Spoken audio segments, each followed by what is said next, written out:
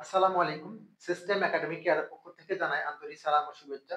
আমরা শুরু করব ৮ম শ্রেণীর গণিত ২০২৫ সাল নতুন বই অধ্যায় ১ প্যাটার্ন। গত বছর মানে যে বইটা এটা না কিন্তু আগের যে পুরাতন বই ছিল সেই প্যাটার্ন অধ্যায়টা ১ম এ আছে বাট কিছু অঙ্ক চেঞ্জ করা হয়েছে। আমরা ১ম পর্বে ৯ নম্বর অঙ্কটা সলভ করেছি। এটা আমাদের ৩য় পর্ব। এখানে আমরা ১১ নম্বর কোশ্চেনটি সলভ করব। বাট এই যে ৯ আর ১০ নাম্বার ২ টা অঙ্ক ছাড়া বাকি অঙ্কগুলো সবই একই রকম। শুরু করলাম আজকের ক্লাস। ১১ নম্বর কোশ্চেন। নিচের জ্যামিতিক চিত্রগুলো কাঠি দিয়ে তৈরি করা হয়েছে। একটা চিত্র, একটা চিত্র, একটা চিত্র। ৩টা চিত্র দেওয়া আছে। এখন প্রথম কোশ্চেনটি হলো আমাদের ক নাম্বারটি।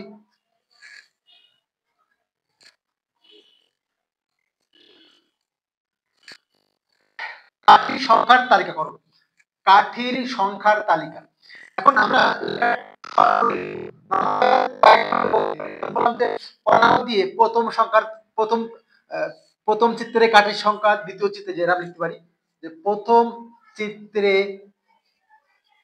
কাঠির সংখ্যা এবার লিখতে পারতাম, বাট আমরা না লিখে প্রথম চিত্রে কাঠির সংখ্যা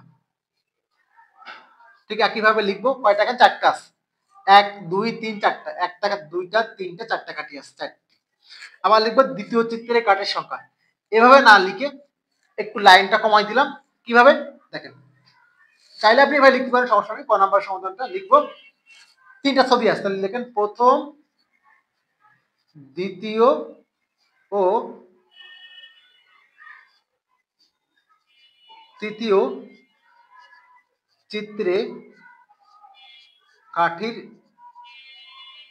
সংখ্যা যথাক্রমে। এবার একটা জিনিস দেখেন, প্রথমটি কয়টা? 4টি, 4টি। পরেরটি কয়টা হবে?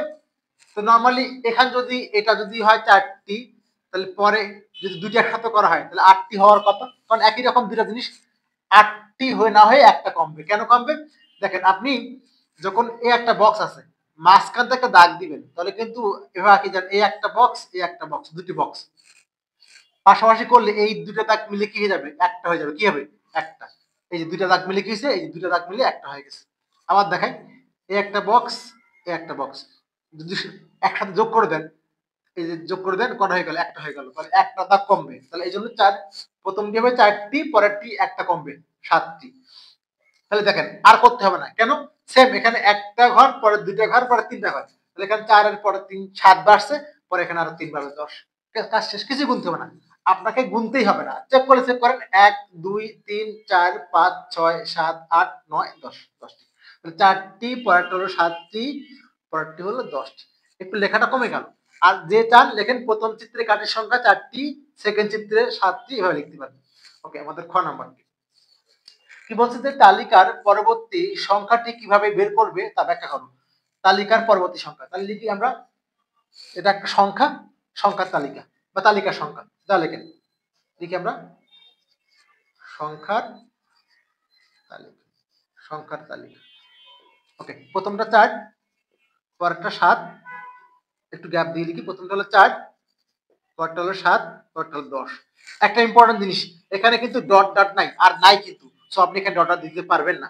এবার এখানে একটা লেখা আছে, এই লেখাটা এভাবে লেখে দেখেন, পাশাপাশি, পাশাপাশি দুইটি সংখ্যার পার্থক্য। আমি লিখবো না, সহজভাবে লেখেন, তার পার্থক্য লেখেন, কিছু লেখা লাগবে না, শর্ট করে দিলাম পার্থক্য। আর কি লেখা যায় যে ভালো, সেটা কি? পাশাপাশি দুটি সংখ্যার পার্থক্য। এখন পার্থক্য কিভাবে বের করে? যেমন 4 পরে 7, পরে হলো 10। পার্থক্য করতে গেলে বড় মান থেকে বিয়োগ করতে হয়। তাহলে 4 পরে 7 বেড়ে গেছে, তাহলে বড় হলো এটা, 7 থেকে 4 বিয়োগ 3। তাহলে পার্থক্য হলো বড় মান থেকে ছোট মানটা বিয়োগ। তাহলে একটি মাঝখানে লিখবেন, এই 4 আর 7 মাঝখানে 7 থেকে 4 গেলে 3, এখানে 10 থেকে 7 দিলে 3, আর কেউ নাই। ওকে, এখন বলছে কি যে কাঠি দিয়ে সরি তালিকার পরবর্তী সংখ্যা কিভাবে বের করবে। তাহলে দেখেন এখানে পার্থক্য প্রত্যেকবার 3 করে বাড়তেছে। তাহলে 7 কিভাবে আসছে? 4 যোগ 3 7, 10, 7 আর 3 10। তাহলে পরেরটা কত? 13 হবে। তাহলে দেখেন এখানে, এখানে পার্থক্য প্রত্যেকবার লিখলে ভালো হয়, আমি লিখলাম না। পার্থক্য 3 করে বাড়ছে। আর যে ভালো পারেন সে লেখেন প্রত্যেকবার 3 করে বাড়ছে, সমস্যা নাই। আমরা প্রথম ক্লাসে না দেখাইছি। ওকে, অতএব তাহলে 3 করে বাড়তেছে, তাহলে অতএব পরবর্তী পরবর্তী কি সংখ্যা? প্রথম সংখ্যা। তার চেয়ে কিন্তু পরবর্তী সংখ্যাটি, ও জাস্ট বলছে পরবর্তী সংখ্যাটি, যার চাচ্ছেন আপনি পরবর্তী সংখ্যাটি, পরবর্তী সংখ্যাটি, আর কিছু না। অতএব পরবর্তী সংখ্যাটি কি হবে? যেহেতু পার্থক্য 3 করে বাড়তেছে, আর যে ভালো পারেন এখানে পার্থক্য এখানে লিখতে পারেন প্রত্যেকবার 3 করে বাড়তেছে, প্রত্যেকবার। ওকে, পরবর্তী সংখ্যা কি হবে? এখানে আছে লাস্ট পদ 10, ওর লাগে পার্থক্য 3 যোগ করে দেন, 10 আর 3 13, শেষ। এবার আপনার দেখেন বলছে পরবর্তী সংখ্যা কিভাবে বের করবা তা ব্যাখ্যা, খেয়াল করবেন কিভাবে বের করবা তা ব্যাখ্যা করো।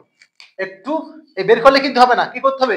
ইম্পর্টেন্ট জিনিস কিন্তু ব্যাখ্যা করতে বলছে, তাহলে আমাকে অবশ্যই কি লাগবে? একটা ব্যাখ্যা লাগবে। ব্যাখ্যাটা কি?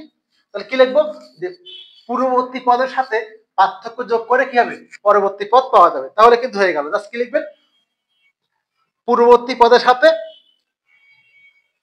পার্থক্য যোগ করে পরবর্তী পদ পাওয়া যাবে। ব্যাখ্যা দেন যে পূর্ববর্তী পদের সাথে পার্থক্য যোগ করে পাওয়া যাবে। আমি এখানে জায়গা নাই, আমি একলা লিখে যোগ করে পূর্ববর্তী পদের সাথে পার্থক্য যোগ করে পরবর্তী পদের মান পাওয়া গেল, লেখেন পাওয়া গেল। একটু খেয়াল করবেন, কোশ্চেনটা একটু ভালো করে পড়বেন। বলছে কিন্তু কিভাবে পাওয়া গেল, তাহলে এটা আগে লিখতে পারেন চাইলে, প্রয়োজনে ব্যাখ্যা করতে বলছে। কিন্তু পরবর্তী সংখ্যা বের করছি, একটু চাইছে ব্যাখ্যাটা। তো কি বললাম? যে পূর্ববর্তী পদের সাথে পার্থক্য যোগ করে পরবর্তী পদ পাওয়া গেল, পাওয়া গেল। কিন্তু তাহলে পূর্ববর্তী পদ কি ছিল? 10, পার্থক্য যোগ করে পরবর্তী পদ পাওয়া গেল। ওকে, আমাদেরকে বাকি আছে হলো গ নাম্বার কোশ্চেনটা, গ নাম্বারটা। আমাদের কিন্তু এটা শর্টস হিসেবে আপলোড করা থাকে, যারা শর্ট দেখতে চান জাস্ট অ্যান্সারটা সেটা কিন্তু করা থাকে, দেখে নেবেন। এবং আমাদের সিস্টেম একাডেমিক কেয়ার পেজ আছে কিন্তু একটা ফেসবুক পেজ, এটা ফলো দিয়ে রাখবেন, কারণ আমরা অনেক সময় লাইভ ক্লাস করি। ওকে, গ নাম্বার কোশ্চেন, কাঠি দিয়ে পরবর্তী চিত্র তৈরি করো। কাঠি দিয়ে, তাহলে আমাদের দুইটা করা আছে, তাহলে লিখি আমরা পরবর্তী চিত্রটি। সবগুলো লেখার দরকার নেই, বলছি জাস্ট পরবর্তী। তাহলে পরবর্তী চিত্রটি আমরা ধরলাম পরবর্তী পদ কত হবে? 13। তাহলে এখানে দেখেন প্রথমে একটা ঘর, পরে দুইটা, পরে তিনটা, তাহলে পরে কয়টা হবে? 4টা হবে। জাস্ট কি হবে? 4টা হবে, আর কিছু না। একটা ঘর, দুইটা ঘর, এই 4টা ঘর। আপনি একটা স্কেল দিয়ে মাপ দিয়ে রাখবেন 4টা ঘর। ওকে, বলছে পরবর্তী কাঠি দিয়ে পরবর্তী চিত্র তৈরি করো এবং তোমার উত্তরের যাচাই করো। এবার লেখেন এখানে বা চিত্রে, এটা লিখতে পারেন যে এখানে চিত্রে কাঠির সংখ্যা, চিত্রে কাঠির সংখ্যা, চিত্রে কাঠির সংখ্যা সমান কত? 13টি। 13। আপনারা যদি মনটা চেক করে নেন, দেখেন 1 2 3 4 5 6 7 8 9 10 11 12 13, 13টি। এবার দেখেন বলছে কি কাঠের সংখ্যা তৈরি করো, চিত্র তৈরি করো এবং তোমার উত্তর যাচাই করো। এবার দেখেন ঘর থেকে পাইছি কয়টা? 13টি। এখানে ছিল একটা ঘর, পরটা দুইটা, পরটা তিনটা, তাহলে পরটা গ্যাপ কয়টা হবে? 4টা হবে। তাহলে এখানে চিত্রে কাঠের সংখ্যা 13টি। আর কি বলছে আমাকে? যে তোমার উত্তরের কি দেখাও? যুক্তি দেখাও। আর লেখেন আমরা যে ঘর থেকে পাইছি পরবর্তী কাঠি কয়টা হবে? 13টি। দেখেন যে খ থেকে প্রাপ্ত পরবর্তী চিত্রের পরবর্তী চিত্রে কাঠির সংখ্যা হবে 13টি। তার কি যে উত্তর যাচাই করো। এটা কিন্তু কথাগুলোকে ভালো করে বুঝবেন।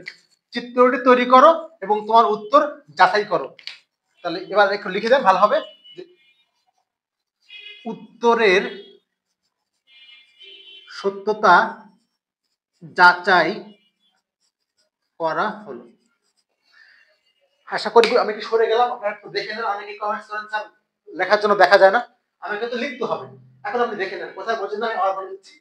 এখানে কাঠির সংখ্যা আপনি চাইলে ভাই লিখতে পারেন, আবার একবারে করে দিচ্ছি যে প্রথম দ্বিতীয় তৃতীয় চিত্রে কাঠির সংখ্যা যথাক্রমে লিখবেন, 4টি 7টি 10টি সংখ্যার তালিকা লিখছি বা তালিকার সংখ্যা লিখে পার্থক্য 3, প্রত্যেকবার 3 করে বাড়ছে, বলছে কিন্তু যে ব্যাখ্যা করো, তাই বলছে যে পূর্ববর্তী পদ যোগ সাথে পার্থক্য যোগ করে পরবর্তী পদ পাওয়া গেল, ব্যাখ্যা দিচ্ছে কিন্তু। এবার হচ্ছে যে পরবর্তী চিত্র তৈরি করো, তাহলে এখানে যদি 1 টাকা পরে 2 টাকা পরে 3 টাকা 4 টাকা পাবে, কাউন্ট করলাম 13টি, বলছে কি তোমাকে তৈরি করো এবং তোমার উত্তর যাচাই করো। তাহলে খ থেকে পাইছি পরবর্তী চিত্রে কাটি করা 13টি, যাচাই করো, তাহলে উত্তরের সত্যতা যাচাই করা হলো বা গেল। এই হলো আমাদের এই ম্যাথটি। এখানে একটু বলে রাখি, আমাদের এই অঙ্কগুলা কিন্তু আমরা চাচ্ছি আরো শর্ট করে শেখানোর জন্য। আপনি এই অঙ্ক পুরো অধ্যায় শিখবেন তো 1 মিনিটের মধ্যে, এমন কিছু কথা আছে। আমরা খুব শীঘ্র রান করব বা চালু করব, লঞ্চ করব অষ্টম শ্রেণী গণিত এবং বিজ্ঞান। বিজ্ঞান হলো মুখস্থ কোর্স। আপনি শুনে হারবেন, হাউ ক্যান পসিবল? জি, অবশ্যই পসিবল। 1 ঘন্টার মধ্যে 1 অধ্যায় মুখস্থ করা পসিবল। আমার ক্লাস আছে, দেখে আসবেন, এবং আমরা কিছু ডেমো ক্লাসও আপনাদেরকে দিব। তো এই বলে আমার ক্লাস শেষ করলাম। সবাই দোয়া রাখবেন। আসসালামু আলাইকুম, আল্লাহ হাফেজ।